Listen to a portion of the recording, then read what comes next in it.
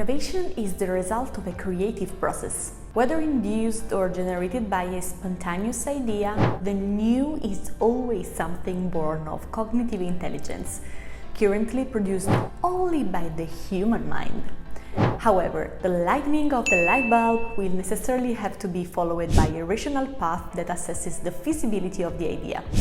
This is why an innovative company must stimulate both the creative and the rational to achieve success. But what are the strengths of these two sides of the same coin? Watch the video to find out, and if you haven't already, don't forget to subscribe to my channel for more content. Let's get started!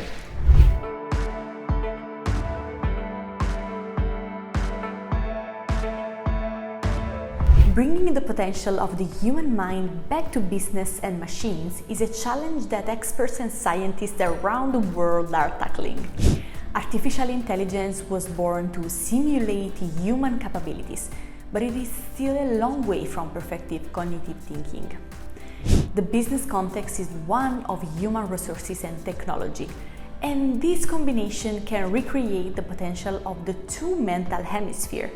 The left hemisphere, which is rational and the seat of logical, mathematical thinking and language, and the right hemisphere, the seat of imagination, anagogic language, and creativity. This is a distinction that serves to appease our desire for clarity, but it's obvious that the two hemispheres of the human brain are interconnected and act through relationships. In the same way, an innovative company will have to create a link between creative potential stored in the minds of its human resources and the analytical rational potential programmed into the software of its technological devices. It is also worth remembering that the innovative process always starts from existing elements and requires skills such as competence, perseverance, intuition, and experience. This is the only way to achieve meaningful results. Creativity is as important as rationality and must be trained in business contexts where stagnation is the greatest obstacle to growth. Leaders and managers have the task of stimulating creative processes on an equal footing with rational ones. Resources, on the other hand, must automate rational processes by welcoming the support of technology and spending time discovering new ways of doing things by imagining alternative solutions. The following infographic is the starting point for what we are about to analyze.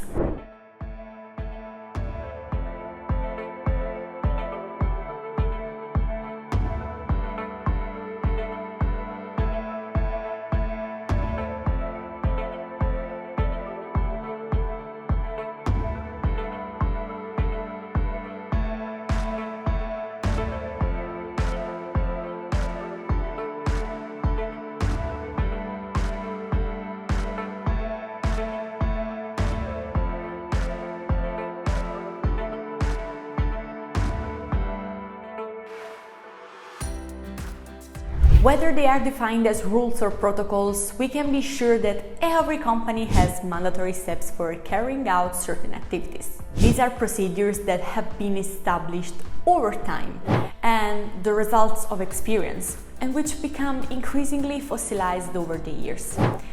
Take rules, for example.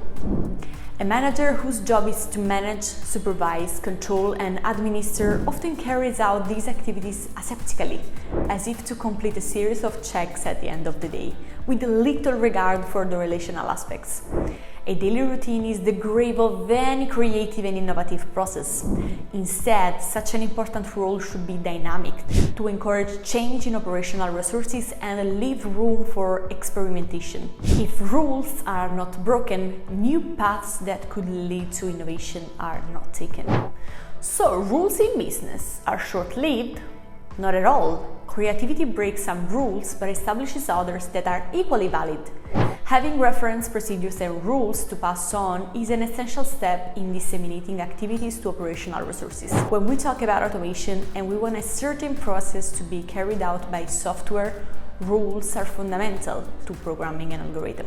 In this case, instructions are needed to reproduce a routine activity exactly, while at the same time guaranteeing reliable and certain answers. Machines are extremely rational, and although this leaves no room for change, it also assures us of consistent and standard repeatability.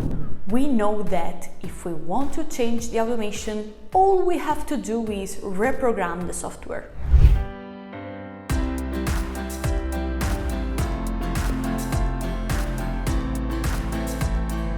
Innovate means to renew, to regain strength, vigor, and efficiency. Such words are the key to a company's ability to differentiate itself through competitive advantage and product improvement. Innovation requires not only skills and experience, but also ideas and creative minds. It's from powerful brainstorming that new projects emerge and the seeds of change germinate. However, creativity should not be confused with innovation. To create something new, it is essential to start with an idea, but it is also necessary for it to be useful. If it's not useful, it's not innovative. It's just an exercise in creativity. The speed at which we work today erodes the time we should be devoting to the creative process.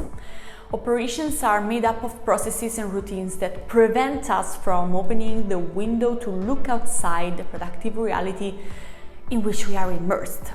Yet, the context in which we operate is constantly evolving, and confrontation remains the only card that allows us to compete in the marketplace.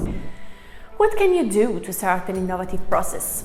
You don't necessarily have to create a product or service. Innovation is often about a new way of doing things, a new process or a new business model. We can distinguish between innovations that improve processes and technologies and disruptive innovations that involve a challenge and transformation to enter a new market. But how does a creative process develop?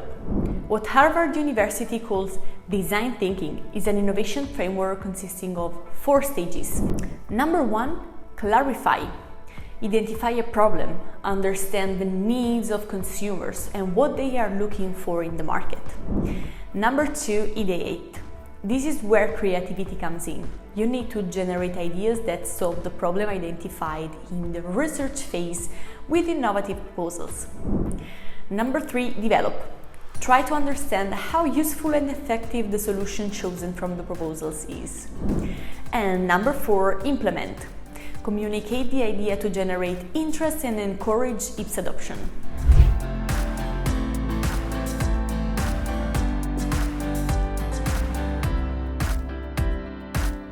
Analyzing data aseptically, sorting it into spreadsheets or software that gives us variations or percentages, is not a useful process in retrospect. When we look at the data and activate the creative part of our brain, the same numbers that showed us an increase or decrease a week ago now become the input to an innovative process aimed at improving a business. Of course, perhaps this creative flicker is an activity more suited to a manager than a data scientist, but it is important to have someone on the team who has the time and ability to extrapolate from the data not only predictive or historical patterns, but also insights to renew the collection and classification flow. So while the mechanical and automated rationality of artificial intelligence software allows you to analyze huge amounts of big data very quickly, you also need intuition and creativity. It is the latter that will guide you through the data to explore new markets, experiment with new flows, or more simply create new datasets to feed the automation.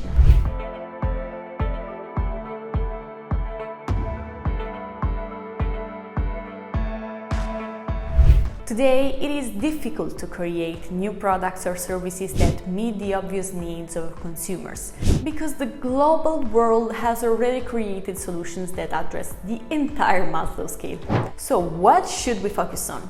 The unexpressed needs, the ones that consumers don't even know they want. The way to uncover them is to bring emotions into play.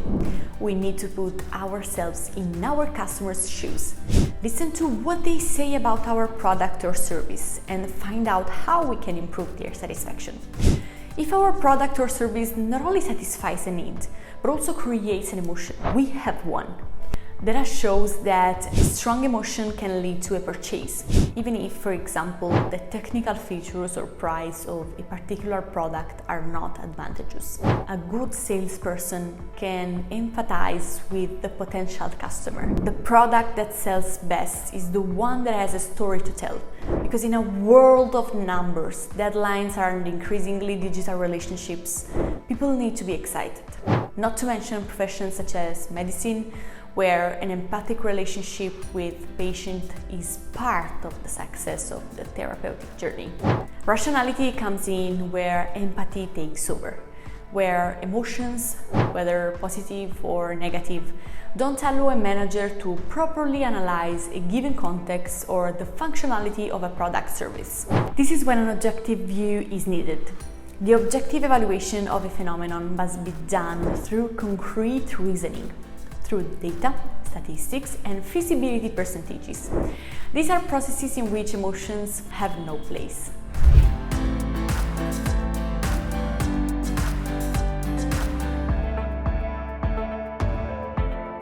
Apart from artists or those who work with intellectual creativity on a daily basis, the creative acting business is an event linked to a specific moment.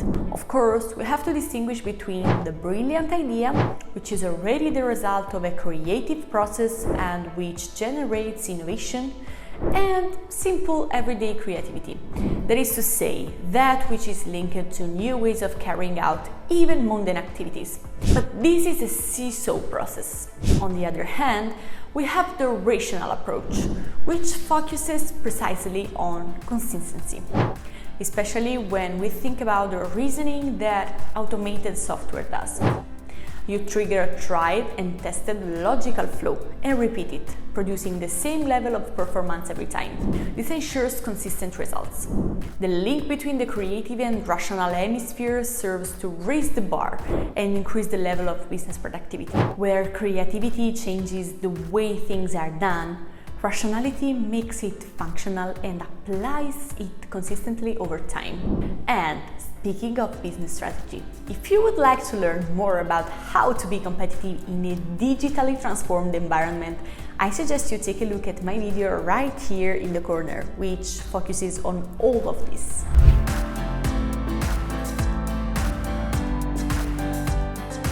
Thanks for watching the video. I hope you found it fascinating. And if you did, don't forget to check out my YouTube channel for more digital content and business tips. See you soon. Ciao.